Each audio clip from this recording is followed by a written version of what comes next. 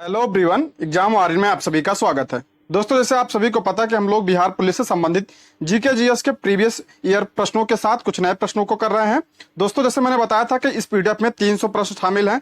इसके पहले की वीडियो में हम 100 क्वेश्चन को कर चुके हैं। आज हम इसके 200 प्रश्नों को कवर करेंगे। तो अगर आपने वो वीडियो नहीं देखी है तो प्लीज चैनल पे जाके देख सकते हैं, आपके लिए हेल्पफुल होगी। तो चलिए शुरू करते हैं। आज का हमारा पहला प्रश्न है, भारत की जनगणना 2011 के अनुसार सबसे बड़ी अनुसूचित जनजाति कौन है? ध्यान रखिए, सबसे बड़ी अनुसूचित जनजाति पूछा है। तो इसका राइट आंसर हो जाएगा ऑप्शन बी, भील सबसे बड़ी अनुसूचित जनजाति है। भील कहाँ पाई जाती है? तो महाराष्ट्र, मध्य प्रदेश, छत्तीसगढ़, राजस्थान में यह मुख्यतः पाई जाती है। और दूसरी सबसे बड़ी जनजाति कौन सी है? तो गोंड है। और तीसरी है कौन सी? संथाल। एक प्रश्न और बनता है, सबसे ज्यादा अनुसूचित जनजाति किस राज्य में निवास करती हैं? तो मध्य प्रदेश राज्य में सबसे ज्यादा अनुसूचित जनजाति निवास करती हैं। आप इसको भी ध्यान रखिएगा। अगला प्रश्न है, भारत की जनगणना 2011 के अनुसार बिहार में महिला साक्षरता दर क्या है? बिहार में महिला साक्षरता दर कितनी है? तो इसका राइट आंसर हो जाएगा ऑप्शन सी, 51.50%। अगर वहीं हम बिहार की बात करें तो बिहार की साक्षरता दर कितनी है? तो 61.8% है। और ये भारत की सबसे कम साक्षरता वाला राज्य। भारत का सबसे कम साक्षरता वाला राज्य कौन सा है? तो बिहार है। बिहार की महिला कितनी हो गई? 51.50%। और यहाँ पुरुष की बात करें तो 71.20% है पुरुष की साक्षरता दर। आप इसको भी ध्यान रखिएगा। नेक्स्ट है, 2011 की जनगणना के अनुसार बिहार के किस जिले में पुरुषों से अधिक महिलाएं हैं? तो यानी किस जिले में लिंगानुपात सबसे अधिक है? तो इसका राइट आंसर हो जाएगा ऑप्शन ए, गोपालगंज में लिंगानुपात सबसे अधिक है। कितना है? 1021 है। आप इसको ध्यान रखिएगा। और न्यूनतम पूछा जाए तो मुंगेर के सबसे कम है। कितना है मुंगेर का? कितना? 876 है यहाँ पे। नेक्स्ट है, 2011 की जनगणना के अनुसार भारत की महिला साक्षरता दर कितनी थी? महिला 2011 के अनुसार भारत की महिला साक्षरता दर पूछा है। तो इसका राइट आंसर हो जाएगा ऑप्शन सी, 65.5% थी भारत की महिला साक्षरता दर। और अगर पुरुष की बात करें तो पुरुष की कितनी है? तो 82.14 पुरुष की है। और टोटल की बात करें पूरे भारत की कितनी है? तो 74.04% है। ठीक है। अगला प्रश्न है, निम्नलिखित में से किस राज्य में भारत की जनगणना 2011 के अनुसार जनसंख्या घनत्व सबसे अधिक है? तो सबसे अधिक जनसंख्या घनत्व किसका है? तो बिहार राज्य का है। ऑप्शन सी इसका करेक्ट आंसर हो जाएगा। कितना है? 1106 है। अगर यही सबसे कम की बात करें तो सबसे कम अरुणाचल प्रदेश की है। अरुणाचल प्रदेश की सबसे कम जनसंख्या घनत्व कितना है? 17 है यहाँ। आप जनगणना जरूर ध्यान रखिए, इससे प्रश्न बहुत बनता है। ठीक है। नेक्स्ट है, भारत की जनगणना 2011 के अनुसार बिहार राज्य में लिंगा अनुपात क्या है? बिहार राज्य में लिंग अनुपात कितना है? ऑप्शन सी, 918 है बिहार राज्य का लिंग अनुपात। अगर मैंने बताया कि सबसे ज्यादा किस जिले में है? तो गोपालगंज में। और न्यूनतम कितना है? किसमें है? मुंगेर जिले में है। नेक्स्ट है, 2011 की जनगणना के अनुसार बिहार के किस जिले में जनसंख्या का उच्चतम घनत्व यानी जनसंख्या घनत्व दर्ज किया गया है? सबसे ज्यादा जनसंख्या घनत्व किस राज्य में है? तो ऑप्शन ए, शिवहर में है। कितना है यहाँ पे? 1880 है। 1880 व्यक्ति पर प्रति वर्ग किलोमीटर है। और यही बात करें न्यूनतम किसका है? तो कैमूर यानी भभुआ का है। कितना है? 488 व्यक्ति प्रति किलोमीटर है। आप इसको भी ध्यान रखिएगा। आप जनसंख्या बिहार के परिप्रेक्ष्य में और भारत के परिप्रेक्ष्य में दोनों ध्यान रखिए, इससे प्रश्न बनता है। ठीक है दोस्तों, यदि आप हमारे चैनल पर नए हैं तो प्लीज चैनल को सब्सक्राइब करें। और अगर आपको वीडियो पसंद आती है तो लाइक, शेयर और कमेंट भी करें। दोस्तों, अगर आप पिछला वीडियो नहीं देखिए तो प्लीज जरूर देखिएगा, उसमें बहुत ही इंपॉर्टेंट प्रश्न है। ठीक है। नेक्स्ट है, भारत के जनसंख्या अध्ययन में किस जनगणना वर्ष को जनसांख्यिकी विभाजन कहा जाता है? किसको कहा जाता है? तो ऑप्शन बी इसका राइट आंसर हो जाएगा, 1921 को कहा जाता है। अगला प्रश्न है, 2011 की जनगणना के अनुसार निम्नलिखित में से तीसरा सबसे अधिक जनसंख्या वाला शहरी समूह कौन सा है? शहरी समूह पूछा है तो इसका राइट आंसर हो जाएगा ऑप्शन बी, कोलकाता। और ध्यान रखिए तीसरा है। ठीक है। तो पहला कौन सा है? तो सर्वाधिक जनसंख्या कहाँ पे है? मुंबई में है। शहर की बात हो रही है, मुंबई में है। और दूसरी है दिल्ली। उसके बाद तीसरे नंबर पे कौन आता है? कोलकाता है। अगला प्रश्न है, भारत की जनगणना 2011 के अनुसार भारत के संविधान की 8वीं अनुसूची में निर्दिष्ट 22 भाषाओं में से कौन सी भाषा कम से कम लोगों द्वारा बोली जाती है? तो सबसे कम कौन सी भाषा बोली जाती है? तो ऑप्शन सी इसका राइट आंसर हो जाएगा, संस्कृत सबसे कम बोली जाती है। और यही बात करें हम सबसे ज्यादा किसकी कौन सी बोली जाती है? तो हिंदी सबसे ज्यादा बोली जाती है भारत में। उसके बाद बंगाली आती है, उसके बाद मराठी आती है, उसके बाद तेलुगु आती है। और वहीं हम विश्व की बात करें तो विश्व में सबसे ज्यादा कौन सी बोली जाती है? तो अंग्रेजी भाषा बोली जाती है। उसके बाद चीन की मंदारिन भाषा आती है, उसके बाद हिंदी आती है। आप इसको ध्यान रखिएगा। नेक्स्ट है, हाल ही में जारी जनगणना 2011 से संबंधित अतिरिक्त आंकड़ों के अनुसार भारत में किस समुदाय का लिंगानुपात सबसे कम है? यहाँ देखिए समुदाय का पूछा है, तो इसका राइट आंसर हो जाएगा ऑप्शन बी, सिख समुदाय का लिंगानुपात सबसे कम है। और सबसे ज्यादा किस समुदाय का है? तो ईसाई का है। किसका है? ईसाई धर्म का सर्वाधिक लिंगानुपात है। अगला प्रश्न है, शिशु मृत्यु दर क्या दर्शाती है? यानी शिशु मृत्यु दर क्या होता है? तो इसका राइट आंसर हो जाएगा ऑप्शन बी, प्रत्येक 1000 जीवित जन्मों में से अपने पहले जन्मदिन से पहले मरने वाले बच्चों की संख्या का अनुपात क्या कहलाता है? शिशु मृत्यु दर। नेक्स्ट है, 2011 की जनगणना के अनुसार भारत के निम्नलिखित में से किस राज्य की जनसंख्या सबसे कम है? तो किसकी सबसे कम है? तो इसका राइट आंसर हो जाएगा option B, option C, Sikkim का सबसे कम है। और सबसे ज्यादा जनसंख्या किस राज्य का है? तो उत्तर प्रदेश का है। नेक्स्ट है, 2011 की जनगणना के अनुसार भारत के निम्नलिखित में से किस राज्य में लिंगानुपात सबसे कम है? ध्यान रखिए, यहाँ भारत में पूछ रहा है, तो इसका राइट आंसर हो जाएगा ऑप्शन सी, हरियाणा का सबसे कम है। हरियाणा का कितना है? 879 है। ठीक है, 879 है हरियाणा की। और वहीं केरल की बात करें, केरल में सर्वाधिक है। सर्वाधिक लिंगानुपात किसका है? तो केरल का 1084 है यहाँ पे। ठीक है, नेक्स्ट है, उत्तर दक्षिण गलियारा जोड़ता है, तो ये किसको जोड़ता है? तो ये श्रीनगर को कन्याकुमारी से जोड़ता है। ऑप्शन सी इसका राइट आंसर हो जाएगा। ठीक है, नेक्स्ट है, पूर्वी मध्य रेलवे का मुख्यालय स्थित है। पूर्वी मध्य रेलवे का मुख्यालय कहाँ है? तो इसका राइट आंसर हो जाएगा ऑप्शन सी, हाजीपुर में। आप इसको ध्यान रखिए, बहुत बार एग्जाम में प्रश्न बना है। बिहार पुलिस 2021 में भी ये प्रश्न बना है। ठीक है, और बात करते हैं गोरखपुर में, तो गोरखपुर में किसका मुख्यालय है? तो उत्तर पूर्व रेलवे का मुख्यालय है गोरखपुर में। ठीक है, और भुवनेश्वर में किसका है? तो पूर्व तटीय रेलवे का मुख्यालय। पूर्व तटीय रेलवे का मुख्यालय कहाँ है? भुवनेश्वर में। कलकत्ता की बात करें तो यहाँ पे पूर्वी रेलवे का मुख्यालय है और दक्षिणी पूर्व रेलवे का मुख्यालय है, दो मुख्यालय है। और मध्य रेलवे का मुख्यालय कहाँ है? तो मुंबई में मध्य रेलवे का है। और दक्षिणी रेलवे का मुख्यालय कहाँ है? तो चेन्नई में है। आप इन सबको भी ध्यान रखिएगा, इससे प्रश्न बनता है। अगला प्रश्न है, स्वर्णिम चतुर्भुज परियोजना का संबंध किसके विकास से है? तो किसके विकास से है? तो राजमार्गों के विकास के। ऑप्शन डी इसका करेक्ट आंसर हो जाएगा। ये क्या है स्वर्णिम चतुर्भुज योजना? देखिए 4 महानगर है हमारे, कौन कौन से? एक तो दिल्ली हो गया, और दूसरा है मुंबई, और तीसरा है चेन्नई, और चौथा है कोलकाता। इसी को जोड़ने वाला जो जोड़ता है, इसी को क्या कहते हैं? स्वर्णिम चतुर्भुज योजना कहा जाता है।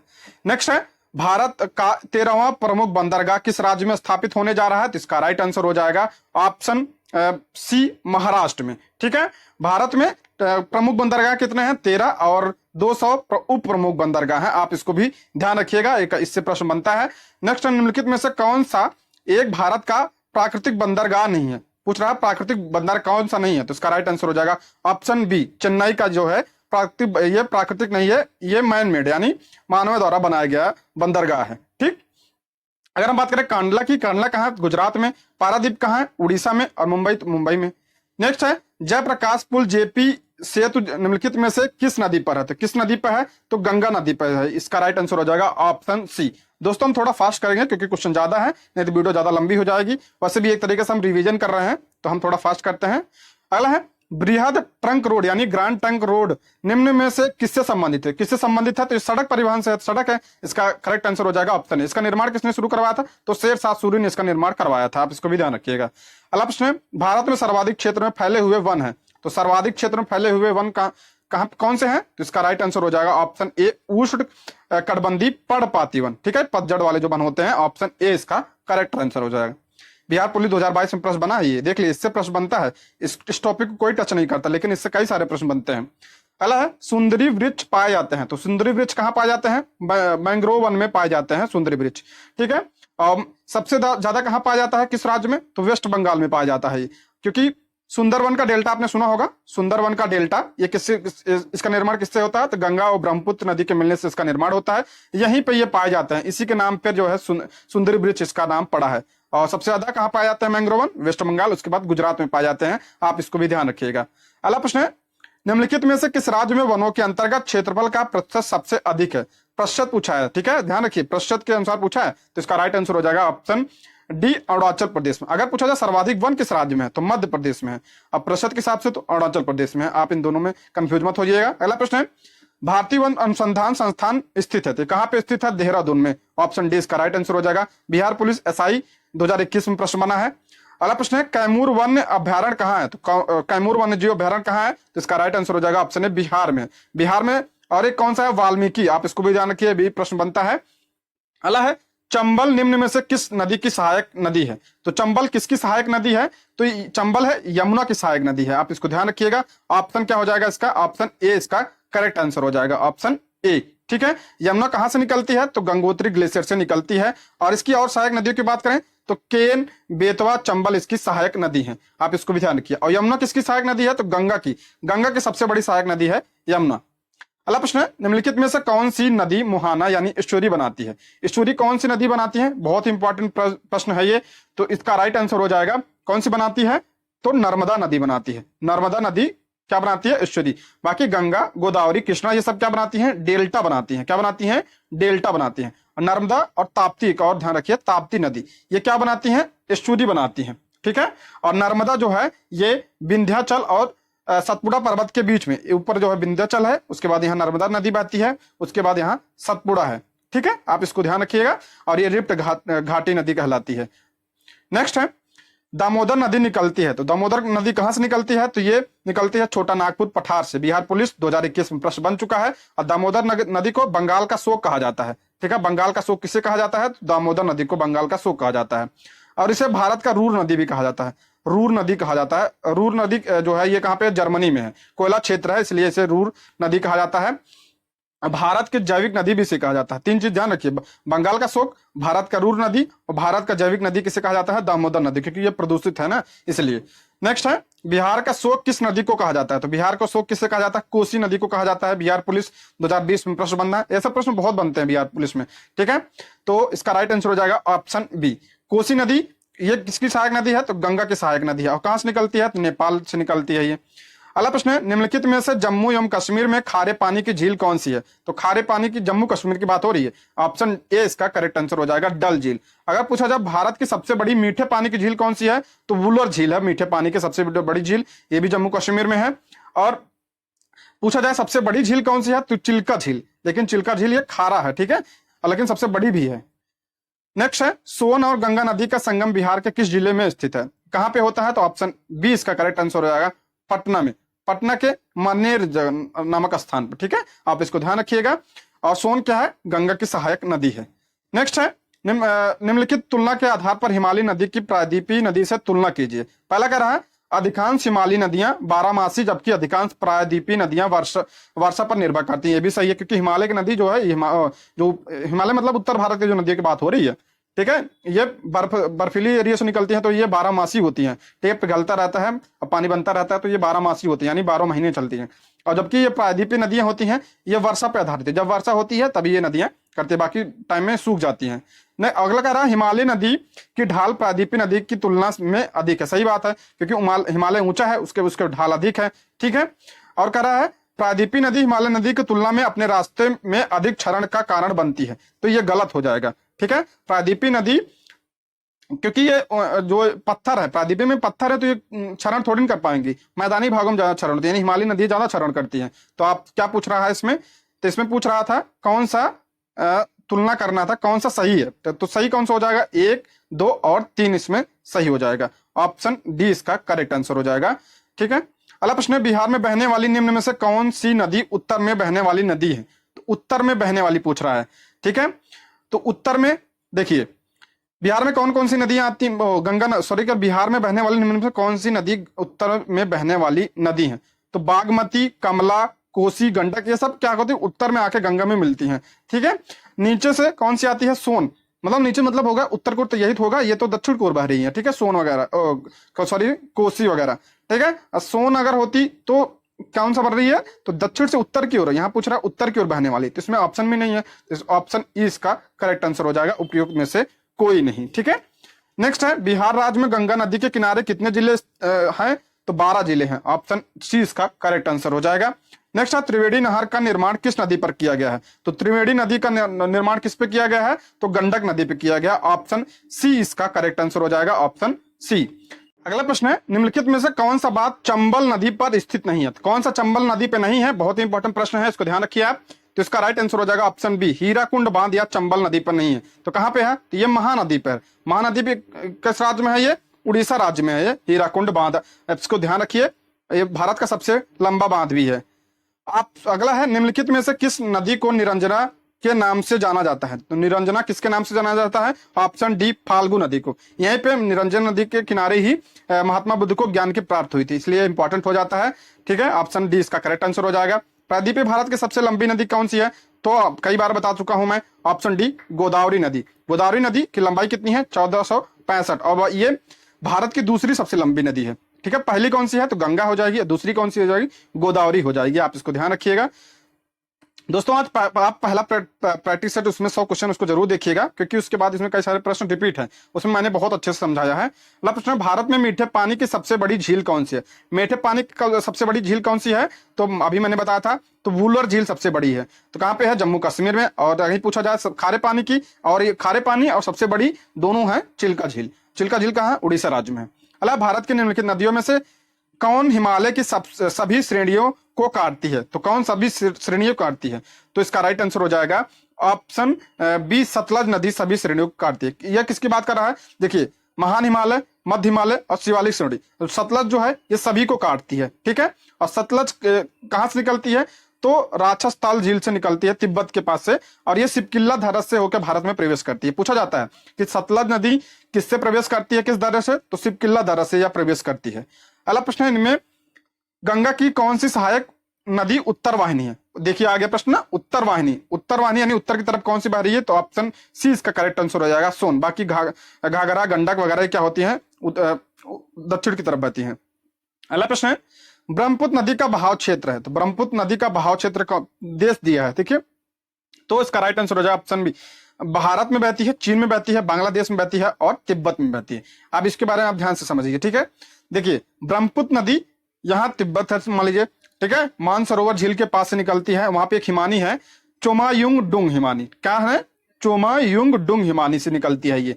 और ये यहां से जब निकलती है तो सांगपो नदी के नाम से निकलती है। इसे तिब्बत में क्या कहा जाता है? सांगपो कहा जाता है। और ये भारत में, जैसे मान लिया ये अरुणाचल प्रदेश है, तो नामचा बरवा पर्वत है, नामचा पर्वत के मतलब ये निकट से यांगयाप दर्रा, ठीक है, यांगयाप दर्रा से ये भारत में प्रवेश करती है। प्रश्न बनता है ब्रह्मपुत्र नदी किससे प्रवेश करती है? तो यांगयाप दर्रा से यह भारत में प्रवेश करती है, अरुणाचल प्रदेश में।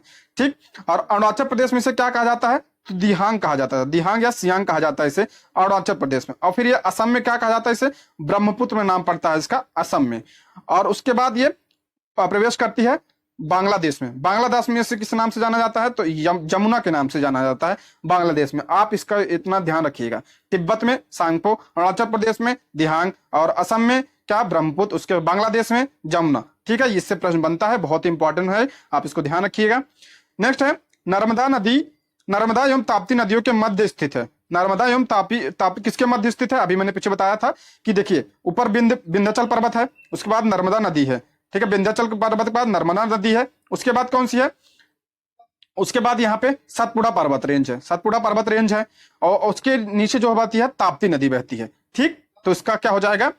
प्रश्न बना है क्या? तो किसके? तो ऑप्शन बी इसका करेक्ट आंसर हो जाएगा, सतपुड़ा श्रेणी। नर्मदा एवं ताप्ती नदियों के मध्य कौन सा? इससे पूछा नदियों के मध्य, तो एक तरफ हो गया ये नर्मदा नदी और ये ताप्ती नदी, और इसके मध्य कौन सा है? तो सतपुड़ा रेंज है। आप इसको ध्यान रखिएगा, बहुत इंपॉर्टेंट है।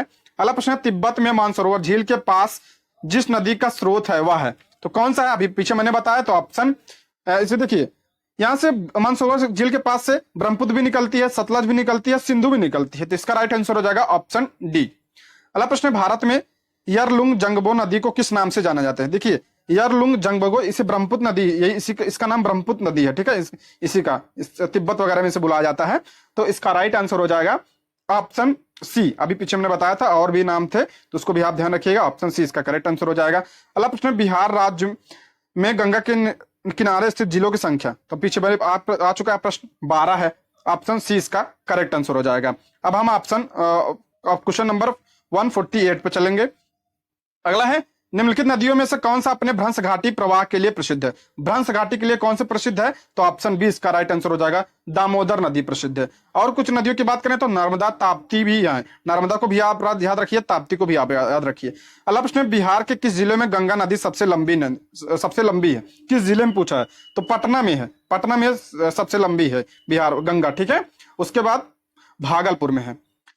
नेक्स्ट है, जोंग जलप्रपात स्थित है? तो जोंग जलप्रपात कहाँ है? तो शरावती नदी पर। ऑप्शन डी इसका करेक्ट आंसर हो जाएगा। कर्नाटक में है ये जोंग जलप्रपात, आप इसको ध्यान रखिए, कई बार प्रश्न बना है, बिहार पुलिस असाइनमेंट में भी बना है। अगला है, भारत में मीठे पानी की सबसे बड़ी झील कौन सी है?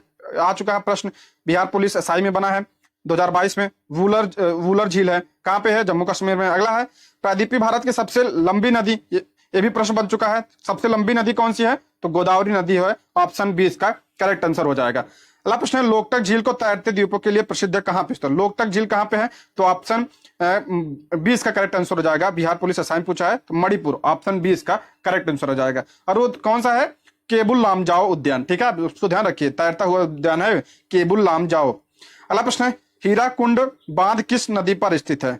तो किस नदी पे है? तो महानदी पे, इसका राइट आंसर हो जाएगा ऑप्शन ए। और कहां पे? उड़ीसा राज्य में। अगला प्रश्न है, निम्नलिखित में से मगध साम्राज्य का कौन सा शहर सोन और गंडक के संगम पर बसा है? तो कौन सा? ऑप्शन ए इसका राइट आंसर हो जाएगा, पाटिलपुत्र। यह है गंगा, सोन और गंडक के संगम पर बसा है। अगला प्रश्न है, निम्नलिखित में से भारत की कौन सी नदी ज्वारनुक बना, यानी एस्चुरी कौन सा बनाता है? कौन सी नदी एस्चुरी बनाती है, यानी ज्वार नदमुख बनाती है? अभी पीछे मैंने बताया था कौन सी नदी बनाती है, तो ताप्ती नदी, ताप्ती और नर्मदा नदी बनाती है। और ये ताप्ती और नर्मदा नदियां, जैसे ये भारत है मान लीजिए, ठीक है, भारत है, सॉरी, जैसे भारत, ठीक है, भारत मान लीजिए, और कौन सी, ये एक प्रश्न और बनता है कि ताप्ती और नर्मदा किस, कहां पे गिरती है जाके? तो ये अरब सागर में गिरती है। कहां पे? अरब सागर। बाकी नदियां जो हैं इधर हिमालय की जो नदियां हैं, प्रायद्वीपीय भरती और सब कावेरी वगैरह जो नदियां हैं, ये सब कहां गिरती हैं? तो ये हिंद महासागर में गिरती हैं। और नर्मदा और ताप्ती ये कहां पे गिरती हैं? तो अरब सागर में। और दिशा भी पूछ लिया जाता है, आप इसको ध्यान रखिएगा, बहुत इंपॉर्टेंट है ये। अगला प्रश्न है, आयतन की दृष्टि से भारत की सबसे बड़ी नदी कौन सी? आयतन की दृष्टि से पूछा है, ठीक है, तो ऑप्शन ए इसका करेक्ट आंसर हो जाएगा। ब्रह्मपुत्र सबसे बड़ी नदी है अगर आयतन की दृष्टि पूछा जाए। और लंबी पूछा जाए तो गंगा सबसे लंबी नदी है, ठीक। अगला प्रश्न, निम्नलिखित में से किस नगर में अलकनंदा और भागीरथी मिलकर गंगा नदी का निर्माण करते हैं? तो कहां पे मिलते हैं? तो देवप्रयाग में, ऑप्शन डी इसका करेक्ट आंसर हो जाएगा। मैं कुछ और बता रहा हूं, आप इसको रिवीजन करिएगा। देखिए, अलकनंदा तो मेन नदी है, ठीक है, इसमें आके नदियां मिलती हैं। जब भागीरथी मिलती है तो कहां पे मिलती है? तो देव प्रयाग में मिलती है। और अलकनंदा और पिंडार नदी, अलकनंदा और पिंडार नदी तो कर्णप्रयाग बनाती है। और अलकनंदा और मंदाकिनी रुद्रप्रयाग बनाती है। अलकनंदा और मंदाकिनी रुद्रप्रयाग बनाती है। और अलकनंदा और धौली गंगा तो विष्णुप्रयाग बनाती हैं। आप इसको ध्यान रखिए, कभी कभी मिलान करने को भी आ जाता है ये। अगला प्रश्न, निम्नलिखित में से दक्षिण भारत की सबसे ऊंची चोटी कौन सी है? बहुत इंपॉर्टेंट प्रश्न है, बिहार पुलिस 2020 में प्रश्न बन चुका है, फिर बनने की संभावना है, तो इसका राइट आंसर हो जाएगा ऑप्शन बी, अन्नामुड़ी दक्षिण भारत की सबसे ऊंची चोटी है, आप इसको ध्यान रखिएगा। और ये किस पर्वत श्रेणी पे है? तो अन्नामलाई पे है। किस पे है? अन्नामलाई पर्वत श्रेणी पे है ये। और ये पश्चिमी घाट में है, ठीक है, पश्चिमी घाट में है, पश्चिमी घाट। और भारत की पूछी जाए तो केटू जो है भारत की सबसे है। अगला प्रश्न है, मंदार पर्वत बिहार के डैश जिले में स्थित है? मंदार पर्वत कहां पे स्थित है?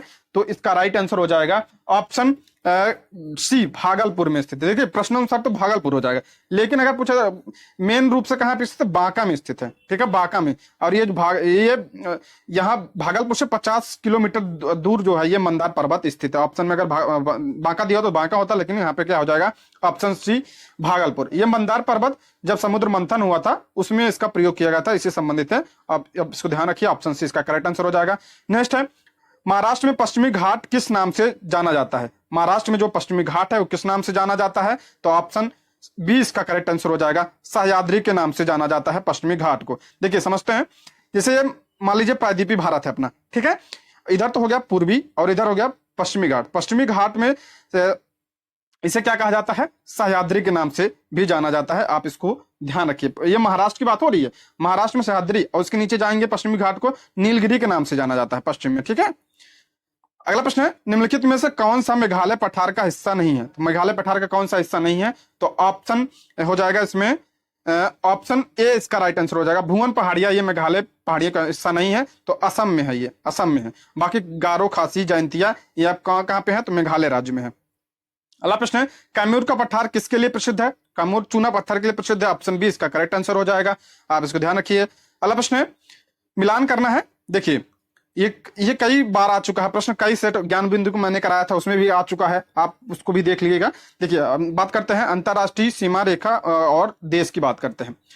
49 समांतर रेखा ये यूएसए और कनाडा के बीच में, ऑप्शन सी इसका करेक्ट आंसर हो जाएगा। और 38वीं समांतर रेखा कहाँ पे है, तो दक्षिण कोरिया और उत्तरी कोरिया के बीच में स्थित है। अब 22वीं समांतर रेखा, तो ये कहाँ पे है, मिस्र और सूडान के बीच में। मैकमोहन रेखा, भारत और चीन। पहले आप मैकमोहन रेखा से आप मिलान करिएगा। 4 का बी देखते हैं, 4 का बी किस में है, तो ऑप्शन बी में ही है। देखिए ऐसे मिलान करिएगा आप, ठीक है। अगला देखते हैं, भारत का सक्रिय ज्वालामुखी द्वीप कौन सा है, तो एक है कौन सा, बैरन द्वीप। ऑप्शन सी इसका करेक्ट आंसर हो जाएगा। कहां पे, अंडमान निकोबार में स्थित है। अंडमान और निकोबार द्वीप समूह का सर्वोच्च शिखर पल्याण शिखर है, जिसे सैंडल पीक कहा जाता है। देख लीजिए कहीं कहीं आपको डायरेक्ट मिलेगा पल्याण शिखर, तो आप कंफ्यूज मत हो जाएगा, उसे सैंडल पीक कहते हैं। तो वह कहां पे स्थित है, तो यह स्थित है उत्तरी अंडमान में। ऑप्शन डी इसका करेक्ट आंसर हो जाएगा, उत्तरी अंडमान। और इसकी ऊंचाई कितनी है, तो 738 मीटर इसकी ऊंचाई है। अगला प्रश्न, निम्न में सही क्रम क्या है। सही क्रम देखना है, पहाड़ों को पर्वत दिया है, तो माउंट एवरेस्ट देखते हैं। माउंट एवरेस्ट सबसे, आप सभी को पता है, सबसे ऊंची है। कितना है, 8,848। कहीं कहीं आपको 8,850 मीटर भी मिल जाएगा। उसके बाद गार्डविन आस्टी में कितने हैं, 8,611 मीटर। उसके बाद कंचनजंगा आ जाएगा 8,598, शायद यही है, आप देख लीजिएगा, ठीक है। अगला प्रश्न है, भारत के पश्चिमी तटीय मैदान के उत्तरी भाग को जिस अन्य नाम से जाना जाता है वह, तो किसके नाम से जाना जाता है ये, तो ऑप्शन सी इसका राइट आंसर हो जाएगा। कोंकण तट के नाम से जाना जाता है पश्चिम तटीय उत्तरी मैदानी भाग को। देख लीजिए आप, ऐसे देखिएगा, यहाँ पे कोंकण है, उसके काठियावाड़ है तट गुजरात में, उसके बाद कोंकण है, उसके बाद किनारा है, उसके बाद मालाबार है, उसके बाद यहाँ पे तमिलनाडु कोरोमंडल तट है, उसके बाद उत्तरी सरकार है, उसके बाद यहाँ पे उत्कल है। तो उत्तरी पूछा है, तो इसमें और कोई नहीं दिया है, तो इसका हो जाएगा ऑप्शन ए, सबसे उत्तर में कोंकण हो जाएगा। अगला प्रश्न है, शिवालिक शैल समूह के दक्षिण में भाबर क्षेत्र है, तो शिवालिक क्षेत्र समूह शैल समूह के दक्षिण में भाबर क्षेत्र, तो भाबर क्षेत्र कहां पे स्थित है, तो देख लेते हैं। ऑप्शन हो जाएगा इसका सी, करेक्ट आंसर हो जाएगा, गिरपाद की स्थिति का। ऑप्शन सी इसका राइट आंसर हो जाएगा। देखिए भाबर क्या होता है, देखिए महान हिमालय है, उसके बाद मध्य हिमालय, उसके बाद शिवालिक श्रेणी है। तो ये जो इधर शिवालिक श्रेणी का गिरिपाद यानी उसके बाद है, तो वहां पे जो भाबर जो होता है कंकड़ पत्थर वाली जमीन होती है, ठीक है, कंकड़ पत्थर होते हैं वहां पे, उसे भाबर कहा जाता है। तो ऑप्शन सी इसका करेक्ट आंसर हो जाएगा, पथरीली भूमि को। पहला है, भारत की सर्वोच्च पर्वत चोटी कौन सी, सर्वोच्च पर्वत चोटी कौन सी, ऑप्शन सी इसका करेक्ट आंसर हो जाएगा, गार्डविन आस्टिन। अगर पूछा जाए भारत में स्थित कौन सी है, तो कंचनजंगा हो जाएगी। कंचनजंगा कहाँ है, तो सिक्किम में है। आप इन दोनों को ध्यान रखिएगा। अगला है, भारत के किस राज्य का समुद्री तट सबसे अधिक लंबा है, तो किस राज्य का समुद्री तट सबसे लंबा है, तो गुजरात का। ऑप्शन सी इसका करेक्ट आंसर हो जाएगा, गुजरात का है। उसके बाद किसका है, उसके बाद आंध्र प्रदेश का है, उसके बाद तमिलनाडु का है, उसके बाद महाराष्ट्र का है। आप क्रम भी ध्यान रखिए, कभी कभी क्रम भी पूछ लेता है। अगला है, गर्म पानी के स्रोत कहाँ हैं, तो बिहार में कई सारे गर्म पानी के स्रोत हैं, उसमें एक है option B Rajgiri. Bihar police असाई में प्रश्न बनता है, आप बिहार पुलिस से संबंधित जीके भी आप ध्यान रखिएगा, कहेंगे तो आप मैं भी उसको भी करवा दूंगा, ठीक है। निम्नलिखित में से किस भारतीय राज्य की सीमाएं भूटान राज्य के साथ नहीं मिलती हैं, तो भूटान के राज्य की कौन सी नहीं मिलती है, मेघालय। ऑप्शन बी इसका राइट आंसर हो जाएगा। भूटान से 4 देशों की सीमा लगती है, कौन कौन सी, सिक्किम की लगती है, पश्चिम बंगाल की लगती है, असम की लगती है, अरुणाचल प्रदेश की लगती है, लेकिन मेघालय की नहीं लगती है, आप इसको ध्यान रखिएगा। अगला प्रश्न है, दंडकारण्य का पठार किस राज्य में है, तो कहां पे है ये, छत्तीसगढ़ में। ऑप्शन सी इसका करेक्ट आंसर हो जाएगा। बिहार पुलिस में प्रश्न बना है। अगला प्रश्न है, भारत की सबसे पुरानी पर्वत श्रृंखला है, तो सबसे पुरानी पर्वत श्रृंखला कौन सी है, तो ऑप्शन बी इसका करेक्ट आंसर हो जाएगा, अरावली। अरावली को ही अवशिष्ट पर्वत कहते हैं, ये अवशिष्ट पर्वत का उदाहरण है, ठीक है, अवशिष्ट पर्वत का उदाहरण है। और ये विंध्य नीलगिरी हिमालय की बात करें तो ये नवीन वलित पर्वत किसका है, वलित पर्वत का उदाहरण, यानी मोड़दार पर्वत के ये उदाहरण है, आप इसको भी ध्यान रखिएगा। अगला प्रश्न है, ब्लू माउंटेन पीक भारत के राज्य में स्थित है, तो ब्लू माउंटेन पीक कहां पे स्थित है, तो मिजोरम राज्य में स्थित है। ऑप्शन ए इसका करेक्ट आंसर हो जाएगा। बिहार एलडीसी में पूछा गया प्रश्न है, और ये कहां पे स्थित है, तो म्यांमार और मिजोरम की सीमा पर स्थित है, आप इसको भी ध्यान रखिएगा। अगला, अक्षय नवीनीकरण ऊर्जा के स्रोत कौन से, अक्षय ऊर्जा नवीनीकरण क्या होता है, जो कभी खत्म ना होते हैं, नष्ट ना होते हैं, तो कौन सा नष्ट नहीं होगा, ऑप्शन डी इसका करेक्ट आंसर हो जाएगा, सौर। बाकी कोयला, पेट्रोलियम, प्राकृतिक गैस ये सब तो नष्ट होने वाले हैं। बिहार पुलिस में प्रश्न बना है ये, इन सबसे प्रश्न बनते हैं और इन सबको आप छोड़ देते हैं, लेकिन इससे प्रश्न बहुत इंपॉर्टेंट बनता है और इसी से कंपटीशन बढ़ता है। अल्लाह, भारत में तांबे का तीसरा सर्वाधिक उत्पादक राज्य कौन सा है, तो तांबे का कौन सा है, तो झारखंड। ऑप्शन सी इसका राइट आंसर हो जाएगा। सॉरी, भारत में तांबे का तीसरा पूछा, ठीक है, तीसरा सबसे बड़ा है, ऑप्शन सी इसका करेक्ट आंसर है, झारखंड। अगर पहला पूछा जाए तो पहला कौन सा है, तो मध्य प्रदेश में। मध्य प्रदेश में सबसे ज्यादा तांबा होता है। मध्य प्रदेश में एक जगह है मलाजखंड क्षेत्र, मलाज खंड पूछा जाता है, किससे संबंधित है? तो तांबे से संबंधित है, आप इसको ध्यान रखिएगा। उसके बाद दूसरे नंबर पे राजस्थान आता है, दूसरे नंबर पे कौन सा आता है? राजस्थान आता है। अरे यही विश्व की बात करें तो विश्व में सबसे ज्यादा कहाँ होता है? तो चिली में होता है विश्व में सबसे ज्यादा। नेक्स्ट है कोयले का सामान्य प्रकार है, तो कोयले का सामान्य प्रकार कौन सा है? कोयला 3 प्रकार का होता है, कौन कौन से? एंथ्रेसाइट होता है, उसके बाद बिटुमिनस होता है, उसके बाद लिग्नाइट, 4 प्रकार के होते हैं, उसके बाद पीट होता है। 4 प्रकार के कोयले होते हैं, और जो एंथ्रेसाइट होता है सबसे उत्तम शैली का कोयला होता है और ये बहुत कम मात्रा में पाया जाता है। समान मात्रा में कौन सा पाया जाता है? बिटुमिनस, ऑप्शन ए इसका राइट, ये आसानी से मिल जाता है, ऑप्शन ए इसका करेक्ट आंसर हो जाएगा। बिहार पुलिस में प्रश्न बना है ये। अगला प्रश्न है ऊर्जा के वाणिज्यिक स्रोत में विशुद्धता शामिल है, तो किसमें शामिल है? तो इसका राइट आंसर हो जाएगा ऑप्शन डी, कोयला, गैस, तेल और जलावन की लकड़ी, ऑप्शन डी इसका करेक्ट आंसर हो जाएगा।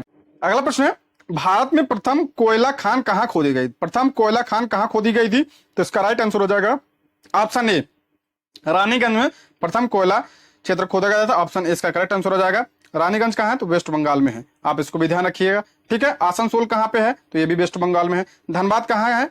और ये झारखंड में। और झरिया कहाँ है? तो ये भी झारखंड में। अगला है पश्चिमी सिंहभूम में स्थित चिड़िया की सबसे प्रसिद्ध विशेषता है, तो चिड़िया किस लिए प्रसिद्ध है? तो किसके लिए? लौ अयस्क के लिए, ऑप्शन ए इसका राइट आंसर हो जाएगा, लौ अयस्क। और ये कहाँ पे है? तो झारखंड राज्य में है, आप इसको ध्यान रखिए, बहुत इंपॉर्टेंट है। अगला प्रश्न है संयुक्त राज्य अमेरिका को छोड़कर दुनिया के निम्नलिखित देशों में से कौन सबसे बड़ा कच्चा तेल उत्पादक है? तो सबसे बड़ा पूछ रहा है संयुक्त अमेरिका छोड़ के, तो पहले नंबर पे कौन है? संयुक्त अमेरिका। उसके बाद कौन सा है?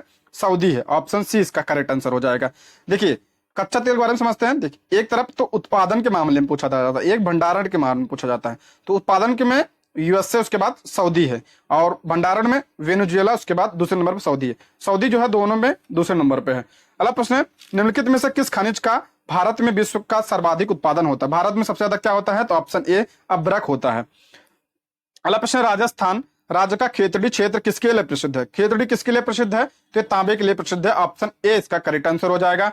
अगला प्रश्न है निम्नलिखित में से कौन सा एक राज्य भारत में हीरे का प्रमुख उत्पादक है? तो कौन सा उत्पादक राज्य है? तो इसका क्या हो जाएगा? प्रमुख हीरा पूछा है, तो ऑप्शन सी इसका राइट आंसर हो जाएगा। मध्य प्रदेश में सर्वाधिक सोना पाया जाता है और हीरा पाया जाता है, और कौन सी जगह पे? पन्ना फेमस है, आप इसको ध्यान रखिएगा। और हम बात करें अगर विश्व में सर्वाधिक हीरा कहाँ पाया जाता है? तो रूस में पाया जाता है, ठीक। नेक्स्ट है भारत का कौन सा राज्य सोने का सबसे बड़ा उत्पादक है? सोने का सबसे बड़ा कौन सा है? तो कर्नाटक, ऑप्शन डी इसका करेक्ट आंसर हो जाएगा। ठीक है, सोना इसमें दो चीज समझते हैं। सोने की बात करें तो विश्व में सर्वाधिक उत्पादन कहाँ पे होता है? तो चीन में होता है। और भंडारण कहाँ होता है? तो यूएसए में। देखिए 2 पॉइंट होते हैं इसमें, उत्पादन और भंडारण। तो चीन में सबसे ज्यादा उत्पादन और भंडारण यूएसए में, और भारत में सबसे ज्यादा उत्पादन कर्नाटक में, भंडारण बिहार में। अगला प्रश्न निम्नलिखित में से कौन सा देश यूरेनियम का प्रमुख उत्पादक है? यूरेनियम सबसे ज्यादा कहाँ होता है? तो कजाकिस्तान में हो जाता है, ऑप्शन सी इसका करेक्ट आंसर हो जाएगा।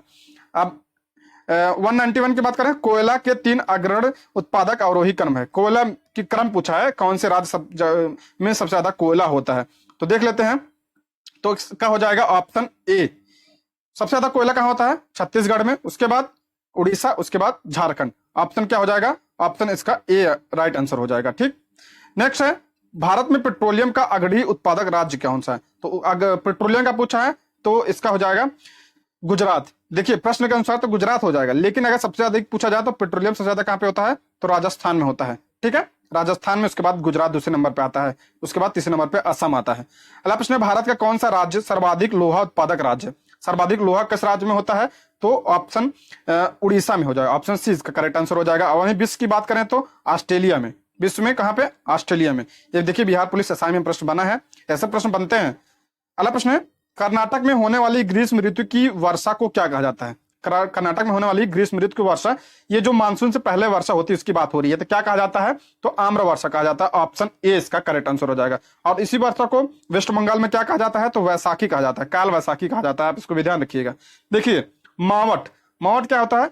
जब पश्चिमी विक्षोभ से होने वाली वर्षा जो होती है उसे मावट कहा जाता है। कहाँ पे? राजस्थान में कहा जाता है, आप इसको ध्यान रखिए। मावट जो पश्चिमी विक्षोभ से यानी सर्दियों के समय में जो वर्षा होती है राजस्थान में, उसे मावट कहा जाता है।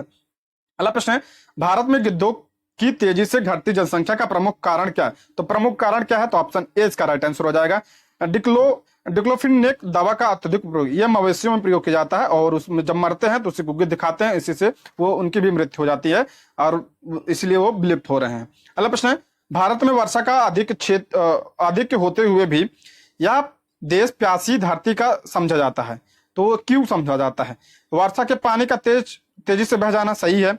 वर्षा के पानी का यानी मिल जाता है ना, तेजी से जाके समुद्र में चला जाता है। वर्षा के पानी का शीघ्रता से भाप बनकर उड़ जाना, क्योंकि कर्क रेखा के पास है, भूमध्य रेखा भी कुछ ही दूर पे है, तो क्या होता है, गर्मी ज्यादा होती है और भाप बनकर उड़ जाता है। अगला है, वर्षा का कुछ थोड़े ही महीनों में जोर होना, यानी कुछ महीनों में जोर से वर्षा होती है, इसके बाद कहाँ वर्षा होती है, तो सही है, ऑप्शन डी इसका करेक्ट आंसर हो जाएगा। अगला प्रश्न, 1885 में देश की पहली जूट मिल कहां स्थापित की गई थी? तो 1885 में पहली जूट मिल कहां स्थापित की गई थी, तो इसका राइट आंसर हो जाएगा ऑप्शन सी, कलकत्ता में। अगला प्रश्न, भारत में सबसे प्राचीन बृहत स्तरीय उद्योग है, तो सबसे ज्यादा कौन सा है, तो ऑप्शन सी इसका राइट आंसर हो जाएगा, कपास, ऑप्शन सी। और कपास से सबसे अधिक रोजगार होता है, आप इसको भी ध्यान रखिए। अगला है, निम्नलिखित में से कौन सा उद्योग और स्थान का सही मेल नहीं है? करा तेल रिफाइनी बरौनी सही है, और सीमेंट बंजारी सही है, उर्वरक भरौनी सही है, माल बिड्डा और इंजीनियरिंग भागलपुर नहीं होगा, ऑप्शन डी इसका करेक्ट आंसर हो जाएगा। अगला है, भारत के किस राज्य में सूती वस्त्र मिलों की संख्या सबसे अधिक है? तो कहां पे है? महाराष्ट्र में। महाराष्ट्र को सूती वस्त्रों की राजधानी भी कहा जाता है, ऑप्शन बी इसका करेक्ट आंसर हो जाएगा। अगला प्रश्न, निम्नलिखित में से कौन से गलत सुमेलित है? गलत सुमेल का मिलान करना है, मिलान नहीं खोज करना है। और नारियल इंडोनेशिया सही है, जूट भारत सही है, चीन चाय कहां पे होता है सबसे ज्यादा? चीन में सही है, कॉफी कोलंबिया में नहीं होता, ऑप्शन डी इसका राइट आंसर हो जाए। सबसे ज्यादा कॉफी कहां पे होता है? तो ब्राजील में होता है। कहां पे? ब्राजील में होता है। एक प्रश्न और बनता है, ब्राजील के बगानों को क्या कहता है? कॉफी के बगानों को उसे फजेंटा भी कहा जाता है। क्या कहता है? फजेंटा कहा जाता है, आप इसको ध्यान रखिए, प्रश्न बनता है। अगला प्रश्न है, विश्व में एल्युमिनियम का सबसे बड़ा उत्पादक कौन सा है? तो एल्युमिनियम का सबसे बड़ा उत्पादक देश कौन सा है? तो इसका राइट आंसर हो जाएगा ऑप्शन सी, चीन है। चीन किस स्थान पे है? पहले स्थान पे। दूसरे नंबर पे कौन है? तो दूसरे नंबर पे भारत आता है, ठीक है, आप इसको ध्यान रखिए, दूसरे नंबर पे भारत अगला आता है। बिहार एवं उत्तर प्रदेश राज्यों की सम्मिलित परियोजना कौन सी है? तो गंडक परियोजना बिहार और उत्तर प्रदेश की है, तो ऑप्शन बी इसका करेक्ट आंसर हो जाएगा। बिहार पुलिस में प्रश्न बना है। अगला निम्नलिखित में से कौन सी मुख्य नदी घाटी परियोजना बिहार राज्य में स्थित है? तो बिहार राज्य में कौन सी परियोजना स्थित है? तो इसका क्या हो जाएगा, कौन सी नदी घाटी परियोजना बिहार राज्य में स्थित है? तो ऑप्शन बी इसका करेक्ट आंसर है, सोन बहुउद्देशीय परियोजना कहां पे है? तो बिहार राज्य में। सोन नदी कहां पे? बिहार राज्य में बहती है, ऑप्शन ए इसका करेक्ट आंसर हो जाएगा। बाकी हीराकुंड कहां पे है? हीराकुंड आप उड़ीसा राज्य में है। अगला है, भाखड़ा नंगल बांध किस नदी पर बना है? तो भाखड़ा नंगल बांध जो है ये सतलज नदी पे बना है, ऑप्शन बी इसका करेक्ट आंसर हो जाएगा। अगला, बहुउद्देशीय नदी घाटी परियोजनाओं को आधुनिक भारत के मंदिर किसने कहा था? किसने कहा था? जवाहरलाल नेहरू ने कहा था, ऑप्शन बी इसका करेक्ट आंसर हो जाएगा। अगला, जो राज्य नहर सिंचाई पर सर्वाधिक आश्रित है वह कौन सा है? तो सर्वाधिक नहर सिंचाई कहां से होती है? ऑप्शन 20 का मध्य प्रदेश में। बिहार पुलिस असाम में प्रश्न बना, उत्तर प्रदेश में सर्वाधिक नहर सिंचाई होती है, ऑप्शन 20 का करेक्ट आंसर हो जाएगा। अगला है, निम्नलिखित में से कौन सी योजना जनजातीय मामलों में के मंत्रालय द्वारा क्रियान्वित की जाती है? कौन सी योजना की जाती है? तो एकलव्य मॉडल आवासीय विद्यालय, ऑप्शन डी इसका करेक्ट आंसर हो जाएगा। और वर्तमान में जनजातीय मामलों के मंत्री कौन है? तो अर्जुन मुंडा है, आप इसको ध्यान रखिएगा। नेक्स्ट है, राष्ट्रीय जनजातीय अनुसंधान संस्थान कहां पे स्थित है? तो कहां पे है? तो नई दिल्ली में, ऑप्शन डी इसका करेक्ट आंसर हो जाएगा, नई दिल्ली। अगला है, ओंग, सेंटिलेंस, सैम्पेन आदि जनजातियां कहां पाई जाती है? तो सैम्पेन से आप ध्यान रखो, तो ये कहां पाई जाती है? तो अंडमान निकोबार में पाई जाती है, ऑप्शन बी इसका करेक्ट आंसर हो जाएगा। अगला है, नीलगिरी के पर्वत में कौन सी पाई जाती है? तो नीलगिरी पे टोडा जनजाति पाई जाती है, बहुत ध्यान रखिए, बहुत इंपॉर्टेंट है। अगला है, निम्नलिखित में कौन सी जनजाति या केंद्र शासित प्रदेश सुमेलित नहीं है? इसका राइट आंसर हो जाएगा ऑप्शन बी, जारवा। जारवा लक्षद्वीप की नहीं है, तो जारवा कहां की है? तो जारवा ये अंडमान निकोबार की है, आप इसको भी ध्यान रखिए, निकोबार की है। अगला है, भील जनजाति कहां पाई जाती है? तो भील जनजाति कहां पाई जाती है? तो ये ऑप्शन देख लेते हैं, महाराष्ट्र में पाई जाती है, ऑप्शन डी इसका करेक्ट आंसर हो जाएगा। अगला प्रश्न है, मिलान करना है जनजाति और निवास स्थान की दिया है। पहला देख लेते हैं, जौनसारी। तो जौनसारी कहां पाई जाती है? देखिए पहले हम मिलान करते हैं जो हमें सबसे आसान लगता है, ठीक है। संथाल कहां सबसे ज्यादा पाई जाती है? तो झारखंड में सबसे ज्यादा पाई जाती है, ठीक है। भील कहां पाई जाती है? तो भील पाई जाती है मध्य प्रदेश में। आप इन दोनों से मिलान करिएगा। बी का एक देखिए किस में दिया है? तो बी का एक देखिए सिर्फ एक में दिया है, तो ऑप्शन 20 का करेक्ट। ऐसे आप मिलान कर लीजिएगा तो ये मिलान वाले बहुत आसान हो जाते हैं। तो पहला का क्या हो गया? 3। जौनसारी कहां पे? उत्तराखंड में। संथाल झारखंड में। भील कहां? मध्य प्रदेश में। और लेप्चा सिक्किम में, ठीक।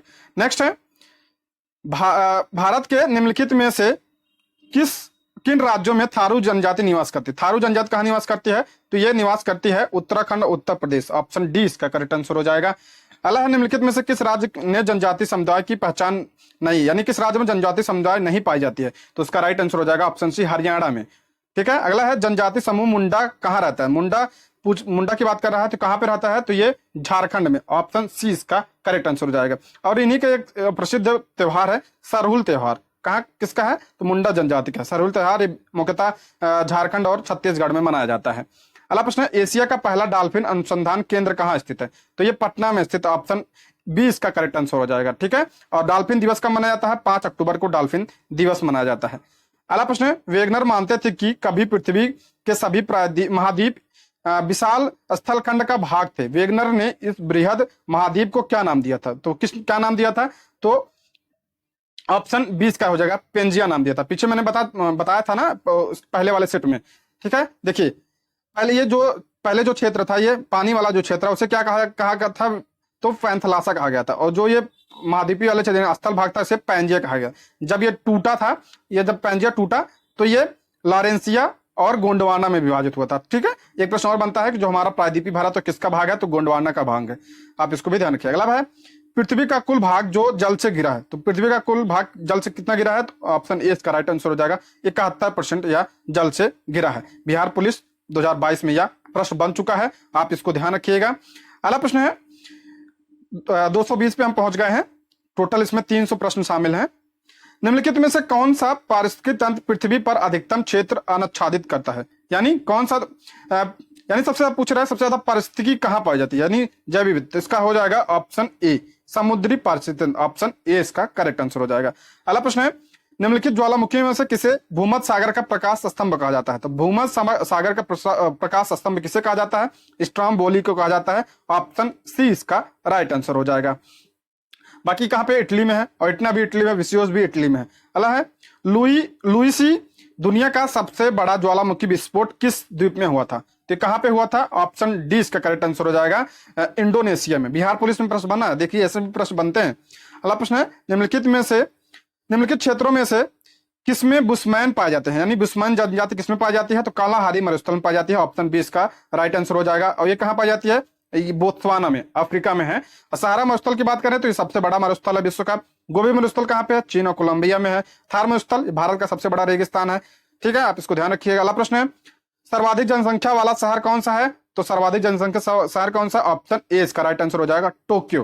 अगला है, एस्किमो मूल निवासी जिनका पारंपरिक रूप से डैश में आवास है, कहाँ पे है? अलास्का। देखिए ग्रीनलैंड और ये अलास्का में निवास करते हैं एस्किमो।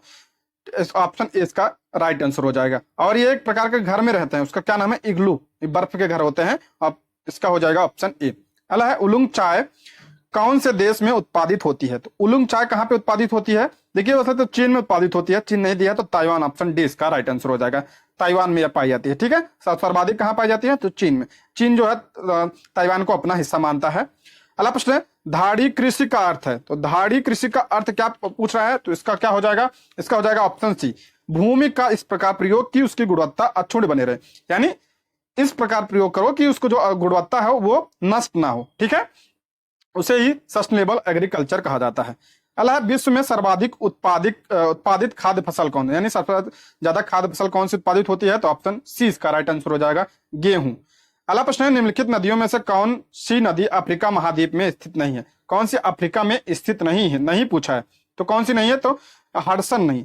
हडसन नदी कहाँ पे है? तो अमेरिका यानी यूएसए में यह स्थित है। अरे बात करें हम नील नदी, नील नदी कहाँ से निकलती है? तो विक्टोरिया झील से निकलती है, आप इसको भी ध्यान रखिए। अगला प्रश्न है, इताइपू बांध जो दुनिया के सबसे बड़े बांधों में से एक है, वह किस नदी पर स्थित है? तो ये किस नदी पर स्थित है? तो इसका राइट आंसर हो जाएगा ऑप्शन बी, पराना नदी पर स्थित है। यह दक्षिण अमेरिका की नदी है, आप इसको ध्यान रखिएगा। अगला है, विश्व की सबसे बड़ी खाड़ी कौन सी है? तो सबसे बड़ी खाड़ी कौन सी है? तो मैक्सिको की जो है सबसे बड़ी खाड़ी है। तो ऑप्शन देख लेते हैं, ऑप्शन ए इसका करेक्ट आंसर हो जाएगा। ठीक है, ऑप्शन ए इसका, ये बिहार पुलिस एसआई में 2012 में प्रश्न बन चुका है। अगला है, नियाग्रा जलप्रपात कहाँ स्थित है? नियाग्रा जलप्रपात यूएसए में स्थित है। ऑप्शन ए इसका करेक्ट आंसर हो जाएगा। नदी की बात करें तो लॉरेंस नदी पर स्थित है। किस नदी पर? लॉरेंस नदी पर, आप इसको भी ध्यान रखिएगा। अगला प्रश्न है, संयुक्त राज्य अमेरिका को छोड़कर विश्व के निम्न देशों में कौन सा देश कच्चे तेल का सर्वाधिक उत्पादन करता है? ये पीछे प्रश्न आ चुका है, स्टेनो एसआई 2018 में प्रश्न बन चुका है। तो इसका राइट आंसर हो जाएगा ऑप्शन सी, सऊदी अरब। अगला प्रश्न, कर्क रेखा तथा मकर रेखा के बीच क्षेत्र क्या कहलाता है? देखिए, मान लीजिए ये पृथ्वी है, ठीक है, मान पृथ्वी है और ये 0 है, 0 डिग्री है, अक्षांश इसे क्या कहा जाता है? इसे भूमध्य रेखा कहा जाता है। और कर्क रेखा 23.5 डिग्री, 23.5 डिग्री उत्तरी अक्षांश को कहा जाता है और 23.5 डिग्री दक्षिणी अक्षांश को क्या कहा जाता है? मकर रेखा कहा जाता है। अब पूछ रहा है इन्हीं के बीच के स्थान को क्या कहा जाता है? इनके बीच का स्थान कहा जाता है उष्णकटिबंधीय कहा जाता है, सॉरी इनके बीच के, ठीक है। तो इसका राइट आंसर हो जाएगा ऑप्शन सी, उष्णकटिबंधीय क्षेत्र कहा जाता है। अगला प्रश्न है, वह देश जिसके पास अपने क्षेत्र का सबसे लंबा उत्तर दक्षिण अक्षांशीय विस्तार है? पूछा अक्षांशीय विस्तार, देखिए तो किसका है? तो हो जाएगा ऑप्शन बी, चिली का। अब इसको हम समझते हैं। देखिए, मान लीजिए ये क्या, ये है दक्षिण अमेरिका, ठीक है, दक्षिण अमेरिका। तो यहाँ पे साइड में आपने देखा होगा देश, मैप देखिएगा आप, तो चिली है यहाँ पे। और चिली क्या कहते हैं? बहुत लंबा है, ऐसे पतला सा है, काफी नीचे तक है। तो इसलिए जो है इसमें कई सारे अक्षांश इससे गुजरते हैं, ठीक है, सबसे ज्यादा अक्षांश गुजरते हैं। तो ये हो जाएगा ऑप्शन 20 का राइट आंसर हो जाएगा। अगर वहीं हम देशांतर की बात करें तो देशांतर, जैसे आप रूस का मैप देखिएगा आप, रूस जो है सबसे बड़ा है, तो रूस जो है, रूस से सबसे ज्यादा देशांतर गुजरती है। अगर देशांतर पूछा जाए तो रूस हो जाएगा, अक्षांश पूछा जाए तो चिली हो जाएगा, ठीक है। अगला प्रश्न है, निम्नलिखित देशों में से कौन सा देश विश्व के केसर का सबसे बड़ा उत्पादक है? तो केसर सबसे ज्यादा कहां पे होता है? ईरान में होता है, ऑप्शन डी इसका करेक्ट आंसर हो जाएगा। भारत में कहां होता है? जम्मू कश्मीर में होता है। अगला प्रश्न, दक्षिण अमेरिका के मध्य अक्षांशीय घास भूमि का क्या नाम है? तो अक्षांशीय घास भूमि का क्या नाम है? तो इसका राइट आंसर हो जाएगा ऑप्शन बी, पंपास, ठीक। अगला प्रश्न है, भूमध्य रेखा निम्नलिखित में से किस देश के मध्य से नहीं गुजरती? किसके मध्य से नहीं गुजरती है? तो ये भारत से कहां गुजरती है? ऑप्शन सी इसका करेक्ट आंसर हो जाएगा, ठीक है, भारत से कर्क रेखा गुजरती है। अगला प्रश्न है, भूमध्य रेखा, कर्क रेखा और मकर रेखा तीनों निम्न में से किस महाद्वीप से गुजरती हैं? तीनों किससे गुजरती हैं? तो अफ्रीका महाद्वीप से गुजरती हैं, ऑप्शन ए इसका करेक्ट आंसर हो जाएगा। अगला, एकमात्र एशियाई देश जहां से विषुवत रेखा गुजरती है, तो कहां से गुजरती है? एकमात्र एशियाई देश है, ऑप्शन सी, इंडोनेशिया से। भारतीय मानक समय ग्रीनविच मानक समय से कितना आगे पीछे है? कितना आगे पीछे है? तो इसका राइट आंसर हो जाएगा 5.5 घंटे, ठीक है, ऑप्शन बी इसका राइट आंसर हो जाएगा। अगला प्रश्न है, हम्बनटोटा बंदरगाह किस देश में स्थित है? तो ऑप्शन देख लेते हैं, किस देश में स्थित है हम्बनटोटा? तो हम्बनटोटा है ऑप्शन डी इसका राइट आंसर हो जाएगा। कहां पे है? श्रीलंका में स्थित है। अगला है, निम्नलिखित में कौन सी विश्व की व्यस्ततम नहर है? तो विश्व की सबसे व्यस्ततम नहर कौन सी है? तो कील नहर है, ऑप्शन बी इसका राइट आंसर हो जाएगा। और कील नहर किसको जोड़ती है? तो ये उत्तरी सागर को बाल्टिक सागर से जोड़ती है, आप इसको ध्यान रखिएगा। अगला प्रश्न, निम्नलिखित में से कौन एक हरित गृह गैस नहीं है? तो कौन सी नहीं है? तो ऑक्सीजन नहीं है, ऑप्शन सी पता चल रहा है, ऑप्शन ए इसका राइट आंसर हो जाएगा। अगला प्रश्न है, पारिस्थितिक तंत्र के जैविक घटकों में से कौन उत्पादक घटक है? तो कौन उत्पादक घटक पूछ रहा है, यानी उत्पादक कौन है? तो गाय, मोर, बाघ, हरे पौधे उत्पादक है, तो ऑप्शन डी इसका राइट आंसर हो जाएगा, ठीक है। हरे पौधों को टिड्डा खाएगा तो प्राथमिक उपभोक्ता होगा, उसको क्या कहेगा? सांप खाएगा तो वो द्वितीय उपभोक्ता होगा, सांप को गिद्ध खाएगा तो गिद्ध क्या हो जाएगा? तृतीय उपभोक्ता हो जाएगा, ठीक है। ये उपभोक्ता होते हैं और हरे पेड़ पौधे जो होते हैं ये उत्पादक होते हैं। अगला प्रश्न, पारिस्थितिकी स्थायी मितव्ययिता या किस आंदोलन का नारा था? तो ये किसका नारा था? तो ऑप्शन सी, चिपको आंदोलन का नारा था। चिपको आंदोलन कब शुरू हुआ था? 1973 में शुरू हुआ था। इसके प्रेरता कौन थे? तो चंडी प्रसाद भट्ट और गौरव देवी थे, चंडी प्रसाद भट्ट और गौरव देवी। और सुंदरलाल बहुगुणा इससे बहुत फेमस है, सुंदरलाल बहुगुणा जो है, इनके नेतृत्व में इस आंदोलन को बहुत जोर मिला था। अगला प्रश्न, सर्वाधिक जैव विविधता पाई जाती है? तो सर्वाधिक जैव विविधता कहाँ पाई जाती है? तो उष्णकटिबंधीय वर्षा वनों में, ऑप्शन सी इसका राइट आंसर है। जैसे अमेजन को जो वर्षा वन है वो उष्णकटिबंधीय वर्षा वन है, तो वहां जैव विविधता सबसे अधिक पाई जाती है। अगला प्रश्न है, निम्नलिखित वृक्षों में से कौन सा वृक्ष पर्यावरणीय संकट है? तो ये बहुत बार प्रश्न बन चुका है, ऑप्शन डी, यूकेलिप्टस जो है, इसे पर्यावरण का आतंकवादी भी कहा जाता है। अगला प्रश्न है, सारगैसो सागर एक हिस्सा है? सारगैसो सागर किसका हिस्सा है? कई बार आ चुका है ये प्रश्न में, उत्तरी अटलांटिक महासागर में, उत्तरी अटलांटिक, ऑप्शन 20 का राइट आंसर हो जाएगा। अगला प्रश्न है, निम्नलिखित में से किसे गेटवे टू द पैसिफिक कहा जाता है? तो गेटवे टू द पैसिफिक किसे कहा जाता है? तो पनामा नहर को कहा जाता है, पनामा नहर को गेटवे टू द पैसिफिक कहा जाता है, यानी प्रशांत महासागर का कहा जाता है। अगला प्रश्न है, ग्रीनलैंड निम्नलिखित में से किस देश का हिस्सा है? तो ग्रीनलैंड किसका हिस्सा है? तो डेनमार्क का हिस्सा है, ऑप्शन ए इसका करेक्ट आंसर हो जाएगा, ठीक है। अगला है, निम्नलिखित महाद्वीपों में से किस एक में सबसे अधिक देश या जनसंख्या के हिसाब से नहीं है, पूछ रहा सब जनसंख्या के हिसाब से नहीं, लेकिन सबसे ज्यादा देश किस महाद्वीप में स्थित है, तो अफ्रीका महाद्वीप में सबसे ज्यादा देश स्थित है, 54 देश लगभग स्थित है अफ्रीका महाद्वीप में। ऑप्शन सी इसका करेक्ट आंसर हो जाएगा। अगला प्रश्न है, निम्नलिखित में से कौन सा क्षेत्रफल के संदर्भ में सबसे बड़ा द्वीप है, तो सबसे बड़ा द्वीप कौन सा है क्षेत्रफल के संदर्भ में, तो बोर्नियो द्वीप है। ऑप्शन ए इसका करेक्ट आंसर हो जाएगा। ठीक है, सबसे इसमें सबसे बड़ा देखिए ग्रीनलैंड है, लेकिन ग्रीनलैंड ऑप्शन में नहीं दिया है। ग्रीनलैंड के बाद कौन सा है, तो न्यू गिनी है। न्यू गिनी के बाद कौन सा है, बोर्नियो है। बोर्नियो के बाद मेडागास्कर आता है। ठीक है, ऑप्शन ए इसका करेक्ट आंसर हो जाएगा। अगला प्रश्न, निम्नलिखित में से कौन सा देश लैंड लॉक देश है, तो लैंड लॉक देश कौन सा है, तो अफगानिस्तान इसमें हो जाएगा। आप पूछा जाए सबसे बड़ा लैंड लॉक देश कौन सा है, तो कजाकिस्तान सबसे बड़ा है। अगला प्रश्न है, वह कौन सा महाद्वीप जिसमें एक भी ज्वालामुखी नहीं है, तो कहां पे एक भी ज्वालामुखी नहीं है, तो ऑस्ट्रेलिया में। ऑप्शन बी इसका करेक्ट आंसर हो जाएगा। अगला प्रश्न है, किस देश की सबसे लंबी तटरेखा है, तो किसकी तटरेखा, तो ऑप्शन सी कनाडा की सबसे लंबी तटरेखा है। ठीक है, उसके बाद नॉर्वे की है, उसके बाद इंडोनेशिया की है। अगला, निम्नलिखित में से कौन सी नदी विश्व की सबसे लंबी नदी है, तो विश्व की सबसे लंबी नदी कौन सी है, तो नील नदी है विश्व की सबसे लंबी नदी, और ये विक्टोरिया झील से निकलती है। और एक और प्रश्न बनता है कि आसमान बाद किस नदी पे है, तो आसमान बाद जो है नील नदी पर स्थित है, आप इसको भी ध्यान रखिएगा। अगला, एशिया की सबसे बड़ी नदी कौन सी है, तो एशिया की सबसे बड़ी नदी कौन सी है, यांगत्सी नदी जो है एशिया की सबसे बड़ी नदी है। ये कहां पे है, चीन में है। नेक्स्ट है, दिल्ली में 1800, अब इतिहास के प्रश्न आ गए 260। ठीक है दोस्तों, अगर अभी तक आपने हमारे चैनल को सब्सक्राइब नहीं किया तो प्लीज सब्सक्राइब कर लें, और अगर आप वीडियो को पसंद आ रही है आपको तो लाइक भी करें और कमेंट भी करें। और कहीं पे आपको कोई प्रश्न गलत लग रहा है किसी का उत्तर, तो आप इसको कमेंट बॉक्स में करिए, मैं उसका सही जवाब दे दूंगा। ठीक है, अगला है, दिल्ली में 1857 के विद्रोह की असफलता के बाद बहादुर शाह जफर को कहां निर्वासित किया गया था, तो कहां निर्वासित किया गया था, तो रंगून में। ऑप्शन सी इसका करेक्ट आंसर हो जाएगा। अगला प्रश्न है, निम्नलिखित में से कौन सा युग्म सुमेलित है, सुमेलित पूछा है, 1857 के क्रांति से संबंधित नेतृत्व दिया है। कुंवर सिंह ने कहां से किया था, बिहार। बिहार में कहां से, जगदीशपुर में। लक्ष्मीबाई तो झांसी। नाना साहब, तो नाना साहब अवध से नहीं किए थे, नाना साहब कानपुर से किए थे। कहां से, कानपुर से। अवध से किसने किया था, तो अवध से किया था लखनऊ से बेगम हजरत महल ने। और मौलवी अहमदुल्लाह फैजाबाद से, ये भी सही है, तो ऑप्शन सी इसका करेक्ट आंसर हो जाएगा। गलत पूछा था। अल्लाह, 1857 की क्रांति के समय भारत का गवर्नर कौन था, तो इस समय गवर्नर कौन था, ऑप्शन ए इसका राइट आंसर हो जाएगा, लॉर्ड कैनिंग था। और लॉर्ड कैनिंग को ये भारत का प्रथम वायसराय भी था। ठीक है, भारत का प्रथम वायसराय कौन था, तो लॉर्ड कैनिंग था।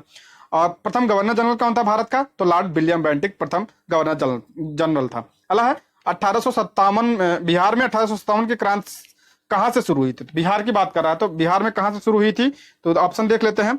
देवघर से शुरू, देवघर जिले के रोहिणी नामक स्थान से शुरू हुआ था बिहार में। क्या हो जाएगा, ऑप्शन बी इसका करेक्ट आंसर हो जाएगा। अल्लाह, संताल विद्रोह के नेता कौन थे, तो संताल विद्रोह के नेता थे सिद्धू एवं कानू। ऑप्शन ए इसका करेक्ट आंसर हो जाएगा। बहुत इंपॉर्टेंट प्रश्न है ये, कई बार बनता है प्रश्न में। तो ये हो जाएगा, कब हुआ था, 1855-56 में यह हुआ था संथाल विद्रोह। इसे हूल विद्रोह भी कहा जाता है। अगला है, बिहार का चौरी विद्रोह किस वर्ष, ध्यान रखिए ये चौरी विद्रोह है। एक था चौरी चौरा कांड, चौरी विद्रोह कब हुआ था बिहार में, 1798 में। और चौरी चौरा कांड कब हुआ था, 4 फरवरी 1922 को हुआ था। कहां पे, उत्तर प्रदेश के गोरखपुर में। अगला है, झांसी की रानी लक्ष्मीबाई की मृत्यु कहां पे हुई थी, तो इनकी मृत्यु कहां हुई थी, ग्वालियर में। ऑप्शन बी इसका करेक्ट आंसर हो जाएगा। और इनका जन्म कहां हुआ था, तो 1828 में इनका जन्म हुआ था वाराणसी में, वाराणसी में इनका जन्म हुआ था, आप इसको ध्यान रखिएगा। अगला प्रश्न है, बंकिम चंद्र चटर्जी के आनंद मठ में किस विद्रोह का उल्लेख मिलता है, तो बंकिम चंद्र चटर्जी का आनंद मठ में किसका उल्लेख मिलता है, तो सन्यासी विद्रोह का उल्लेख मिलता है। ऑप्शन ए इसका करेक्ट आंसर हो जाएगा। सन्यासी विद्रोह का नेतृत्व किसने किया था, तो मंजू शाह और देवी चौधरानी ने किया था। मंजू शाह और देवी चौधरानी ने किया था, आप इसको भी ध्यान रखिएगा। सन्यासी, ये आनंद मठ की बात करें तो आनंद मठ जो है इसी से हमारा राष्ट्रीय गीत भी लिया गया है, वंदे मातरम, तो इसी से लिया गया है। अगला प्रश्न है, बिहार में 1857 के विद्रोह का नेतृत्व किसने किया था, तो नेतृत्व किसने किया था बिहार से, अभी पीछे आ चुका प्रश्न, कुंवर सिंह। ऑप्शन सी इसका राइट आंसर हो जाएगा। नाना साहब ने कानपुर से किया था, तात्या टोपे ने भी कानपुर से, मौलवी अहमदुल्लाह ये कहां से किया था, फैजाबाद से। अगला प्रश्न है, 1857 का प्रथम स्वतंत्रता संग्राम असफल क्यों हुआ था, ये असफल क्यों हुआ था, तो भारतीय सिपाहियों में उद्देश्य की एकता की कमी थी, सही है। प्रायः भारतीय राज्यों ने ब्रिटिश सरकार का साथ दिया, सही है। उस समय जो राजा थे वो ब्रिटिश का साथ दिए थे। ब्रिटिश सिपाही कहीं अच्छे सुसज्जित एवं संगठित थे, ये भी सही है। उनके पास अत्यधिक हथियार वगैरह भी थे, तो ऑप्शन डी इसका राइट आंसर हो जाएगा। अगला है, 1857 का विद्रोह लखनऊ में किसके नेतृत्व में आगे बढ़ा था? तो किसके नेतृत्व में बढ़ा था? तो इसका राइट आंसर हो जाएगा ऑप्शन ए, बेगम हजरत महल। अगला प्रश्न है, नील दर्पण नाटक का लेखक कौन था? तो इसके लेखक कौन है? Option C, Deenbandhu. नील, ये इसमें नील विद्रोह का उल्लेख मिलता है। और नील विद्रोह कब हुआ था? तो 1859-60 में नील विद्रोह हुआ था। और इसके नेता कौन थे? दिगंबर बिश्वास और विष्णु बिश्वास इसके नेता थे। अगला है, 1 नवंबर 1858 को महारानी विक्टोरिया का घोषणा पत्र इलाहाबाद में पढ़कर सुनाया था। किसने सुनाया था? तो लॉर्ड कैनिंग ने सुनाया था 1858 का घोषणा पत्र। क्या हो जाएगा? ऑप्शन बी इसका राइट आंसर हो जाएगा। और लॉर्ड कैनिंग भारत का प्रथम वायसराय भी था। अगला प्रश्न 1858 के अधिनियम के तहत ही बनाया गया था। अगला है, 1857 के भारतीय स्वतंत्रता संग्राम में किसने लड़ते हुए वीरगति प्राप्त की थी? कौन वीरगति को प्राप्त हुआ था? तो रानी लक्ष्मीबाई। ऑप्शन डी इसका करेक्ट आंसर हो जाएगा। अगला प्रश्न है, 1857 में मेरठ में प्रथम सिपाही विद्रोह की आग किस दिन भड़की थी? किस दिन भड़की थी? तो 10 मई को भड़की थी। पहले भड़क गई थी, डेट से पहले। तो इसका राइट आंसर हो जाएगा ऑप्शन ए। अगला प्रश्न, सविनय अवज्ञा आंदोलन कब और किस यात्रा से प्रारंभ हुआ था? तो दांडी मार्च से प्रारंभ हुआ था। आप सभी को पता है, ऑप्शन सी इसका राइट आंसर हो जाएगा। दांडी मार्च 1930। दांडी मार्च कब शुरू हुआ था? तो 12 मार्च 1930 से शुरू हुआ था। तो 5 अप्रैल तक चला था। 6 अप्रैल को गांधी जी ने नमक कानून को तोड़ा था। अगला प्रश्न, निम्नलिखित में से कौन सी पुस्तक तिलक ने लिखी थी? यानी बाल गंगाधर तिलक की पुस्तक पूछा है। इसका कौन सा हो जाएगा? गीता रहस्य। ऑप्शन बी इसका करेक्ट आंसर हो जाएगा। और इंडिया इन ट्रांजिशन किसकी पुस्तक है? एम.एन. रॉय की पुस्तक है। गोखले माई पॉलिटिकल गुरु, ये किसकी है? महात्मा गांधी की। Discovery of India Jawaharlal Nehru की है। नेक्स्ट है, प्रसिद्ध भारत छोड़ो प्रस्ताव का परिधि, यानी भारत छोड़ो आंदोलन कब शुरू हुआ था? तो 8 अगस्त 1942 को यह शुरू हुआ था। अगला प्रश्न है, असहयोग आंदोलन प्रारंभ होने का कारण क्या था? तो इसका कारण क्या था? जालियांवाला बाग हत्याकांड कब हुआ था? 1919 में हुआ था। कहां पे? अमृतसर में हुआ था। अगला प्रश्न है, रविन्द्रनाथ टैगोर ने सूरवीर की पदवी को इस वजह से छोड़ा, यानी सूरवीर मतलब नाइट की उपाधि, ठीक है। नाइट की उपाधि कब छोड़ा था? तो जलियांवाला बाग नरसंहार के बाद रविन्द्रनाथ टैगोर ने यह पदवी छोड़ी थी। जलियांवाला बाग कब हुआ था? 1919 में हुआ था। अगला है, सप्त क्रांति की अवधारणा को प्रतिपादित किया था। तो सप्त क्रांति किसने प्रतिपादित किया था?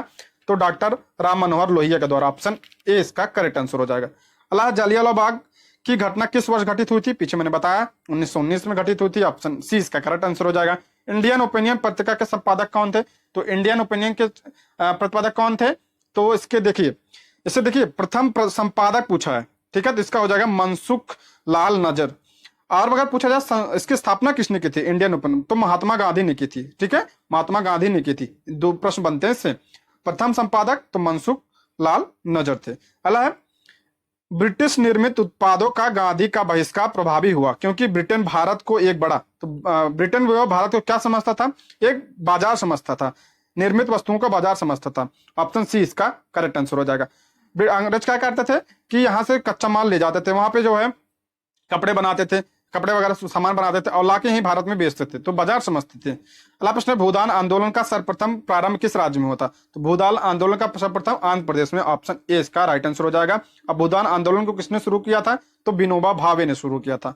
अगला प्रश्न है, आजाद हिंद फौज का प्रधान कार्यालय कहाँ स्थित था? तो इसका कार्यालय कहाँ स्थित था? तो रंगून में। ऑप्शन बी इसका राइट आंसर हो जाएगा। और एक प्रश्न और बनता है कि आजाद हिंद फौज का गठन का विचार किसने दिया था? तो मोहन सिंह ने। और ये सुभाष चंद्र, देखिए आप सुभाष चंद्र बोस मत लगा दीजिएगा, इसका गठन सुभाष चंद्र बोस ने नहीं किया था। सुभाष चंद्र बोस को 1943 में इसका सेनापति बनाया गया था, ठीक है। अगला प्रश्न, निम्नलिखित में से किस सत्याग्रह आंदोलन में गांधी जी ने प्रत्यक्ष रूप से भाग नहीं लिया था? तो किसमें भाग नहीं लिया था? तो ऑप्शन सी, वाइकोम सत्याग्रह में गांधी जी ने भाग नहीं लिया था। ये 1924-25 में हुआ था। ये एक छुआछूत के विरुद्ध था। तो ऑप्शन सी इसका राइट आंसर हो जाएगा। बाकी खेड़ा में भाग लिया था, राजकोट सत्याग्रह में भी, असहयोग आंदोलन में भाग लिया था। गांधी जी ने सेवा धर्म कहाँ अपनाया था? तो गांधी जी ने सेवा धर्म अपनाया था दक्षिण अफ्रीका में। एक प्रश्न बहुत इंपॉर्टेंट बनता है कि गांधी जी दक्षिण अफ्रीका से कब भारत आए थे? 9 जनवरी 1915 को भारत वापस आए थे और इसलिए 9 जनवरी को प्रवासी भारतीय दिवस भी मनाया जाता है। आप इसको ध्यान रखिएगा। अगला है, गांधी जी को 1 मैन बाउंड्री फोर्स कहकर किसने संबोधित किया था? तो माउंट बेटन ने संबोधित किया था गांधी जी को। अगला है, खिलाफत आंदोलन के प्रमुख नेता निम्नलिखित में से कौन थे? तो खिलाफत आंदोलन के कौन थे? तो मोहम्मद अली और शौकत अली। ऑप्शन ए इसका राइट आंसर हो जाएगा। खिलाफत आंदोलन कब शुरू हुआ था? 1919 में शुरू हुआ था। अगला प्रश्न है सविनय अवज्ञा आंदोलन शुरू हुआ था, तो सविनय अवज्ञा आंदोलन पीछे प्रश्न आ चुका है, दांडी मार्च के बाद शुरू हुआ था, ऑप्शन सी इसका करेक्ट आंसर हो जाएगा। अगला है करा डॉक्टर राजेंद्र प्रसाद ने महात्मा गांधी को चंपारण आने तथा कृषकों की समस्या की जांच करने के लिए राजी किया था, तो ये गलत है, डॉक्टर राजेंद्र प्रसाद ने नहीं किया था, तो किसने किया था, राजकुमार शुक्ल ने किया था। राजकुमार शुक्ल ने महात्मा गांधी को चंपारण आने तथा कृषकों की समस्या की जांच करने के लिए राजी किया था। ठीक है, और अगला देख लेते हैं, इसमें देखते हैं अगला कह रहा है चंपारण जांच में आचार्य JB कृपलानी महात्मा गांधी के सहयोगी में से एक थे, तो ये सही हो जाएगा, तो ऑप्शन इसमें केवल बी सही होगा, ऑप्शन बी इसका करेक्ट आंसर हो जाएगा। नेक्स्ट है जालियांवाला बाग हत्याकांड के लिए जिम्मेदार जनरल ओ डायर को निम्न में से किसने मार डाला था, तो किसने मार डाला था, तो ऑप्शन सी ऊधम सिंह ने मार डाला था। जालियांवाला बाग कब हुआ था, 1919 में हुआ था। अगला है 1921-22 के असहयोग आंदोलन का प्रतिफल क्या था, तो इसका राइट आंसर हो जाएगा ऑप्शन ए हिंदू मुस्लिम एकता इसका प्रतिफल था। और असहयोग आंदोलन को कब शुरू किया गया था, तो 1920 में शुरू किया गया था, और इसे गांधी जी ने वापस कब लिया था, तो 12 फरवरी 1922 को गांधी जी ने इसे वापस ले लिया था। किस कारण, तो चौरी चौरा कांड के कारण। अगला है व्यक्तिगत सत्याग्रह किसने प्रारंभ किया था, किसने प्रारंभ किया था, तो ऑप्शन ए इसका राइट आंसर हो जाएगा विनोबा भावे ने। अगला हिंद स्वराज महात्मा गांधी द्वारा लिखी गई है, हिंद स्वराज पुस्तक किसकी है, तो महात्मा गांधी की किस भाषा में लिखी गई है, ऑप्शन बी गुजराती में लिखी गई है। अगला चौरी चौरा की घटना के समय महात्मा गांधी कहाँ थे, तो इसके घटना के समय कहाँ थे, तो ऑप्शन डी इसका राइट आंसर हो जाएगा बारदोली में थे। चौरी चौरा कांड कब हुआ था, 4 फरवरी 1922 को हुआ था, आप इसको ध्यान रखिएगा। नेक्स्ट है बंग भंग के बाद कौन सा आंदोलन शुरू हुआ, बंग भंग मतलब बंगाल का विभाजन, बंगाल का विभाजन कब हुआ था, 1905 में हुआ था। किसके समय में, तो लॉर्ड कर्जन के समय में हुआ था। ठीक है, और इसी के विरोध में कौन सा आंदोलन शुरू हुआ था, तो 7 अगस्त 1905 को कौन सा स्वदेशी आंदोलन, ऑप्शन बी इसका करेक्ट आंसर हो जाएगा। अगला प्रश्न है निम्नलिखित में से किन पार्टियों ने भारत छोड़ो आंदोलन का समर्थन नहीं किया, तो किसने नहीं किया था, हिंदू महासभा ने किया, हिंदू महासभा और university party of Punjab, option D इसका राइट आंसर हो जाएगा, इन्होंने इसका समर्थन नहीं किया था। अगला प्रश्न है बिहार के अंतरजातीय विवाह प्रोत्साहन योजना के तहत कितनी राशियां दी जाती है, ये 2019 का प्रश्न है, तो इसके हिसाब से ऑप्शन डी हो जाएगा, लेकिन वर्तमान में कितना दिया जाता है, तो 2.5 लाख दिया जाता है, कितना 2.5 लाख दिया जाता है अंतरजातीय विवाह के लिए। ठीक है दोस्तों, ये रहे आज के प्रश्न। Thank you for watching.